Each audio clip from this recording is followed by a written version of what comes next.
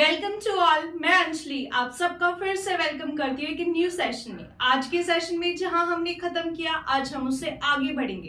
कुछ रीजंस थे जिसकी वजह से हमारी क्लासेस कुछ दिनों से कंटिन्यू नहीं हो पा रही थी, बट आई प्रॉमिस कि आज हम स्टार्ट करेंगे और जो हमने खो दिया, यानी कि जो क्लासेस हमारी पेंडिंग रह चुकी है, हम उसको कंपनसेट करने की कोशिश करेंगे। या तो क्लासेस को हम बड़ा करेंगे या फिर कुछ और, लेकिन करेंगे जरूर। तो आज की क्लास में जहां पे हमने खत्म किया, आज हम उससे आगे बढ़ेंगे और डेली हम फिर से अपनी क्लासेस को रेगुलर उसी एनर्जी उसी मोटिवेशन के साथ आज की क्लास को अपन कंटिन्यू करेंगे। ठीक है, तो देखिए अपन क्या पढ़ रहे थे, संधि पढ़ रहे थे। अपन ने संधि में क्या पढ़ा कि संधि को अपन ने कितने पार्ट्स में डिवाइड किया, 3 पार्ट्स में डिवाइड किया। स्वर संधि, व्यंजन संधि और विसर्ग संधि। हमने स्वर संधि की 5 टाइप्स को पढ़ा। 5 टाइप कौन कौन से थे, याद है कि नहीं है? दीर्घ, गुण, वृद्धि, यण और अयादि। इन 5 टाइप्स को अपन ने कंप्लीट कर लिया। उसके बाद अब हम देखेंगे कि स्वर संधि के कुछ अपवाद है, कुछ एक्सेप्शन है। एक्सेप्शन क्या होता है? एक्सेप्शन यानी कि जो नियम को फॉलो ना करे, और वो उसके अब अगर आपसे पूछ ले जैसे कि स्वेधन में ईर स्वर क्या होता है, तो अगर आपको ये देखोगे तो आप सोचोगे ये तो रूल को फॉलो ही नहीं कर रहा है, तो आप गलत लगा दोगे क्वेश्चन को। बट ऐसा नहीं है, ये कुछ अपवाद है जो हम अब पढ़ेंगे। ठीक है, तो ध्यान से सुनिए और ध्यान से कंसंट्रेट करें।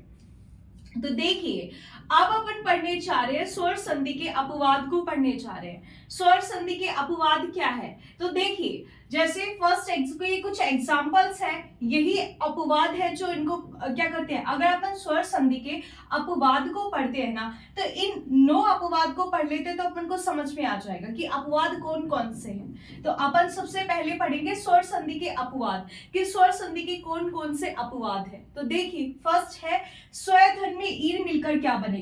तो पहले अपन देखते हैं कि क्या हो रहा है इसमें, है ना।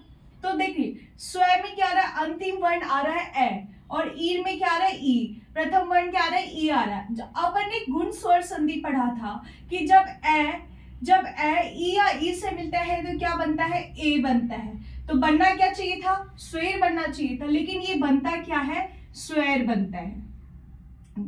ठीक है, तो इसीलिए ये क्या है, अपवाद है। अपवाद क्यों है, क्योंकि ए और ई मिलकर ए बनना चाहिए था। गुण स्वर संधि का अपवाद है। तो गुण स्वर संधि क्या कहता है कि ए और ई मिलकर ए होना चाहिए था, लेकिन ए ना होकर ये आई हो गया। तो ये क्या हो गया, ये गुण स्वर संधि का अपवाद हो गया। यहां तक समझ में आया? यानी कि होना चाहिए था गुण, लेकिन हो क्या रहा है, मात्रा में वृद्धि हो रही है, तो वृद्धि हुआ। होना चाहिए था गुण, लेकिन हो रहा है वृद्धि। तो ये किसका अपवाद हुआ, गुण स्वर संधि के अपवाद हुआ।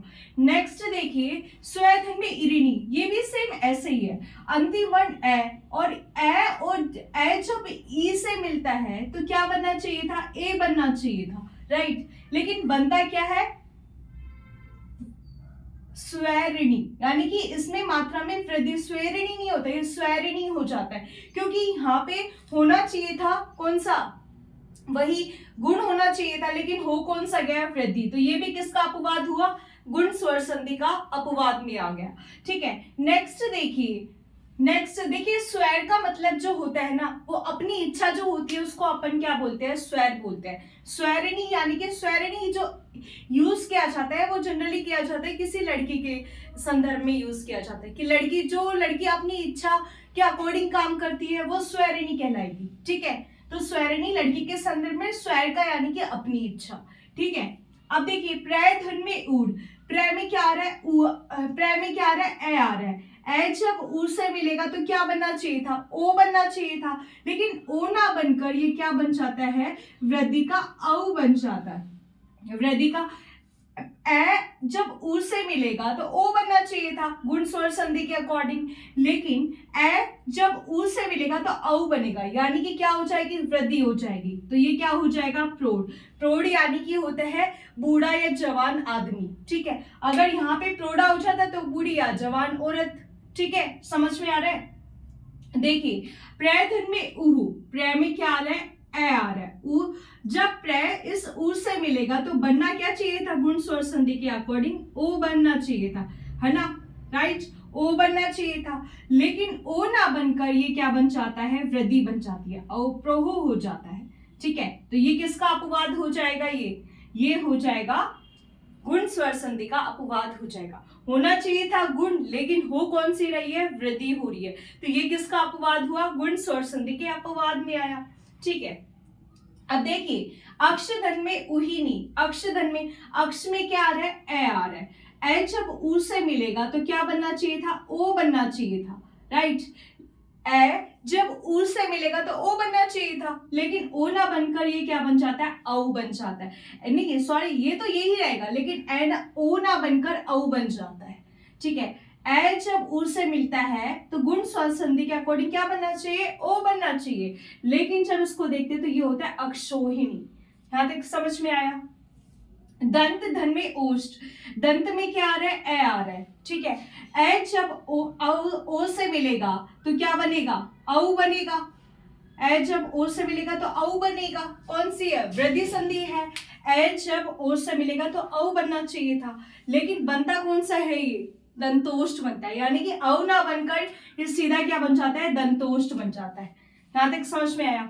अधर धन में ओष्ठ, अधर यानी कि होता है ऊपर, ओष्ठ यानी कि होता है होठ, जो ऊपर के होठ होते हैं उसको अधरोष्ठ बोलते हैं। ठीक है, अधर में क्या आ रहा है, ए आ रहा है। ठीक है, ए जब ओ से मिलेगा तो क्या बनना चाहिए था, औ बनना चाहिए था, लेकिन ये बनता क्या है, अधरोष्ठ बनता है। यहां तक समझ में आया। ऐसे ही ये देखिए सुख धन में रित, सुख में क्या आ रहा है, ए, गुण स्वर संधि के अकॉर्डिंग ए जब रे ऋषि से मिलता है तो क्या बनना चाहिए था, अर बनना चाहिए था, लेकिन जब इसको लिखते हैं तो ये क्या बन गया, सुखार्थ, यानी कि अर ना होकर ये क्या बन गया, आर बन गया। ठीक है, आर ना होकर ये क्या बन गया, आर बन गया।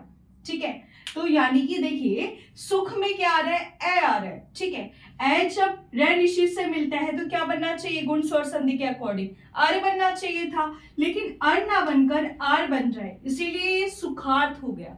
सेम ऐसे ही ये है दक्ष, सुखार्थ का यानी कि होता है सुख से रहित। ठीक है, अब देखिए दक्ष धन में ऋण, दक्ष में क्या आ रहा है, ए जब रे ऋषि से मिलेगा तो क्या बनना चाहिए, आर बनना चाहिए, लेकिन जब इसको लिखा तो ये क्या लिखा, दक्षार्थ, यानी कि आर ना होकर ये क्या हो गया, आर हो गया। तो ये कुछ 9 अपवाद है, किसके, स्वर संधि के ये 9 अपवाद है। अगर आपको क्वेश्चन में पूछ ले कि अगर आपसे, देखिए ये कैसे क्वेश्चन में पूछ सकता है, आपसे पूछा जाएगा अधरोष्ठ, अधरोष्ठ कौन सा सही है, संधि कर दी और ये आ गया अधरोष्ठ कौन सा सही है, तो आप मिला के देखोगे, तो कैसे मिला के देखोगे, आप मिला के देखोगे अधर धन में ओष्ठ, है ना, तो आपको तुरंत याद आएगी कौन सी, वृद्धि स्वर संधि। वृद्धि क्या कहता है, ए जब ओ से मिलेगी तो क्या हो जाएगा, अ हो जाएगा, तो आपको ये क्या लगेगा, सही लगेगा, लेकिन क्या ये सही है, ये गलत है। अधरोष्ठ कैसे लिखा जाता है, अधरोष्ठ, इसका रीजन ये है क्योंकि ये अपवाद है, उन नियमों को फॉलो नहीं करते, तो ये किसके अपवाद है, स्वर संधि के अपवाद है। ऐसे ही अपन अब आगे के अपवाद देखेंगे। देखिए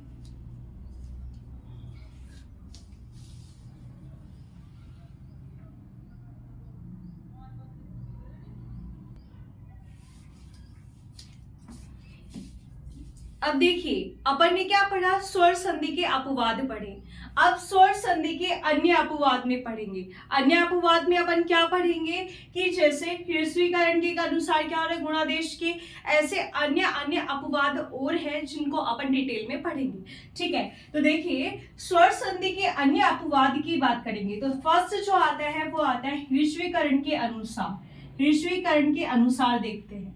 ठीक है, देखिए अप में क्या आ रहा है, ए आ रहा है, ए जब समान स्वर ए से मिलता है तो क्या हो जाता है, दीर्घ आ हो जाता है, ये अपन ने दीर्घ संधि में पढ़ा था, लेकिन इसको लिखते हैं अपंग, आ ना हो के ये अपंग होता है, तो ये क्या हो रहा है, ह्रस्वीकरण, ह्रस्वी यानी क्या होता है, छोटा, होना चाहिए था आ लेकिन हो रहा है ए, तो छोटा हो रहा है आ से, इसीलिए से क्या बोलेंगे अपन, ह्रस्वीकरण के अनुसार। ठीक है, ह्रस्वीकरण के अनुसार बोलेंगे तो अप में क्या आ रहा है, ए आ रहा है, अंग में क्या आ रहा है, ए आ रहा है, जब ए या ए, जब समान स्वर ए या ए से मिलता है तो क्या हो जाता है, दीर्घ आ हो जाता है, होना चाहिए था अपांग लेकिन होता है अपंग। देखिए अप यानी कि होता है बुरा, ठीक है, अंग यानी कि अंग, अपंग आप किसी लंगड़े इंसान को या जो हैंडीकैप किसी को नहीं कह सकते। अपंग का मतलब होता है किसी से अगर उसका हाथ खराब है, पैर खराब है या कोई भी अंग खराब है तो उसको अपंग बोला जाता है। आप यानी कि होता है बुरा अंग, जिसका कोई अंग बुरा हो वो क्या कहलाएगा? अपंग कहलाएगा। ठीक है, अब देखिए नेक्स्ट आता है सार धन में अंग। सार में क्या आ रहा है? ए आ रहा है। ए जब ए से मिलेगा तो क्या हो जाएगा? दीर्घ आ हो जाएगा। होना चाहिए था सारंग, लेकिन होता है सारंग। नहीं, होना चाहिए था क्या था? सारांग होना चाहिए, लेकिन होता क्या है? सारंग। तो ये कैसा है? अपवाद है ये। ठीक है, नेक्स्ट अपवाद की बात करते हैं। कुल में क्या आ रहा है? ए आ रहा है। ए जब ए समान स्वर ऐसे मिलेगा तो क्या हो जाएगा? दीर्घ आ हो जाएगा। दीर्घ स्वर संधि के पढ़ा था तो दीर्घ आ होना चाहिए थे। तो क्या ये कुलाटा होता है? आपने कभी कुलाटा सुना है? कुलाटा होता ही नहीं है, उल्टा होता है। ठीक है, तो ये किस में आता है? अपवाद में आता है। नेक्स्ट देखिए मात्र धन में अन। मात्र में क्या आ रहा है? ए जब समान स्वर ए से मिलता है तो क्या हो जाता है? दीर्घ आ हो जाता है। तो होना चाहिए था मारतांड होना चाहिए, लेकिन होता क्या है? मारतंड होता है। मारतंड किससे कहा जाता है? ये पर्यायवाची में आता है, याद है कि नहीं है? मारतंड यानी कि होता है सूर्य। ठीक है, सूर्य के पर्यायवाची में आता है। नेक्स्ट देखिए सीन में क्या आ रहा है? ए आ रहा है और अंत में ए आ रहा है। ए जब ए से मिलेगा तो क्या हो जाएगा? आ हो जाएगा। तो एक होता है सीमांत। देखिए सीमांत जो होता है ना उसका भी मीनिंग है, सीमा का जहां अंत हो रहा होगा वो क्या कहलाएगा? सीमांत कहलाएगा। कि किसी भी राज्य की कोई सीमा या किसी भी देश की कोई भी सीमा का अंत हो रहा है तो उसको अपन सीमांत बोल देते हैं। लेकिन ये वो सीमांत नहीं है, ये सीमांत है कि जब ये अपवाद में आता है, ये है कि ए जब ए से मिलेगा तो दीर्घ आ होना चाहिए था, लेकिन होता है सीमंत। सीमंत यानी कि होता है सिर की मांग, उसको कहा जाता है सीमंत। तो ये था कुछ अन्य अपवाद में किसके अकॉर्डिंग? ह्रस्वीकरण के अनुसार। अब आगे देखते हैं, पहले से देखिए।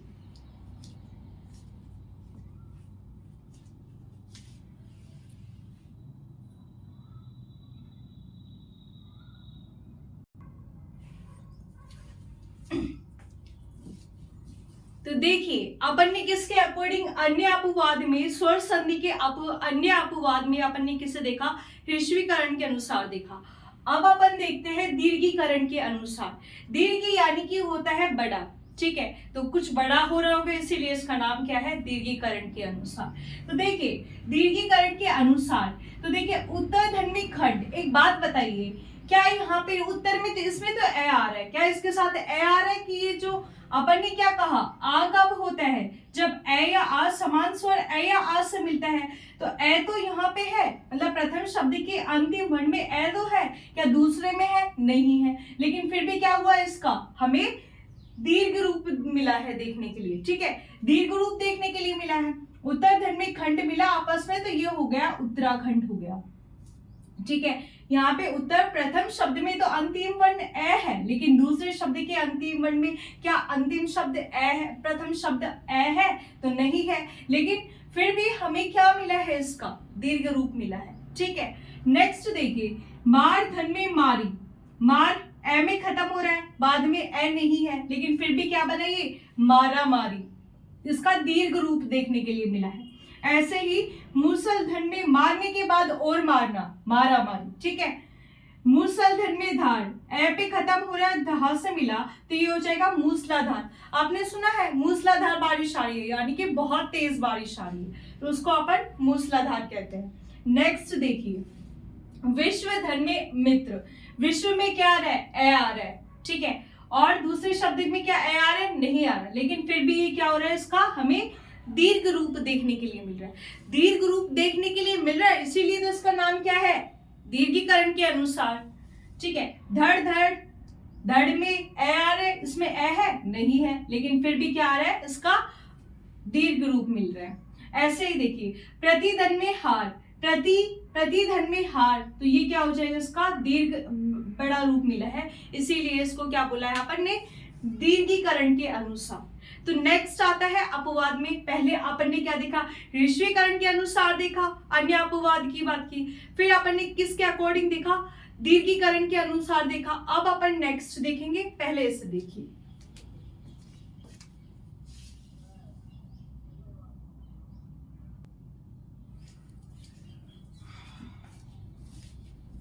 तो देखिए अपन क्या पढ़ रहे हैं, स्वर संधि के अन्य अपवाद पढ़ रहे हैं। स्वर संधि के अपवाद देखे, 9 अपवाद अपन ने देखे।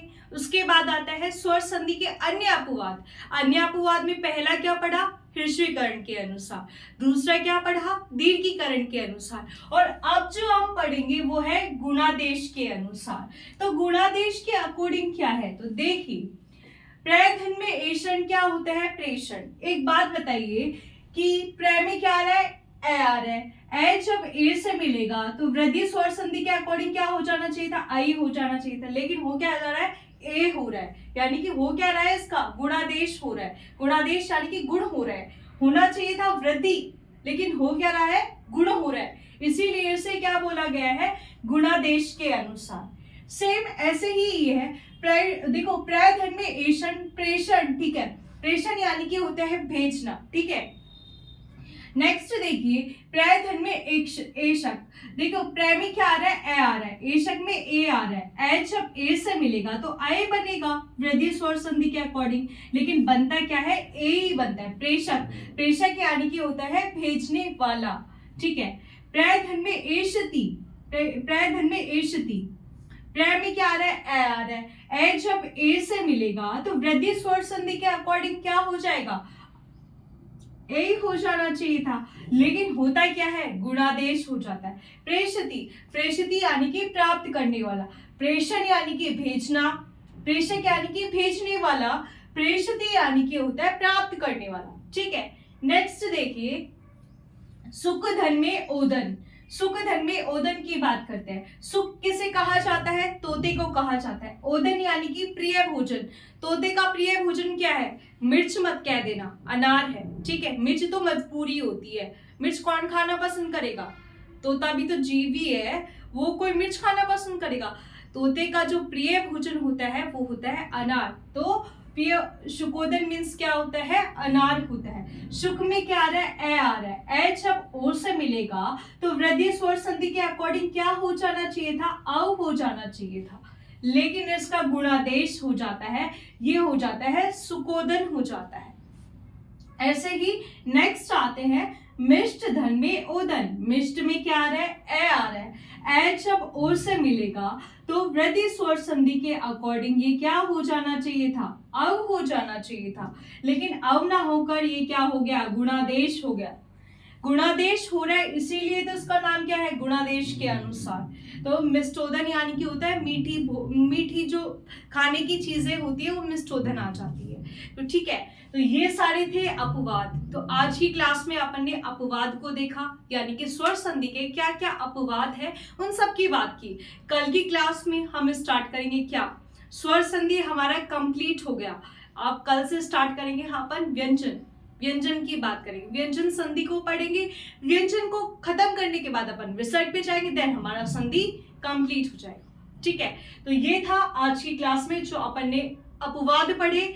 कुछ चीजें होती है अपन ने, देखो रूल्स तो अपन ने पढ़ लिए, रूल्स को पढ़ लिया समझ लिया, लेकिन कई बार क्वेश्चंस, मान लो मैं आपको अपवाद ही ना पढ़ाती, क्वेश्चन आ जाएंगे तो आपको लगेगा कि आपका क्वेश्चन ही गलत हो जाएगा, तो फिर पढ़ाने का क्या मतलब है ना। तो हमने उस अपवाद को देखा कि आपकी क्वेश्चंस है वो कहीं अटके ना। तो आज की क्लास में अपन ने अपवाद की बात की, कल की क्लास में अपन बात करेंगे व्यंजन संधि की बात करेंगे। तो ये थी आज की क्लास। थैंक यू, और कल से फिर से जुड़िए, भूलिए मत, कल से फिर मिलेंगे।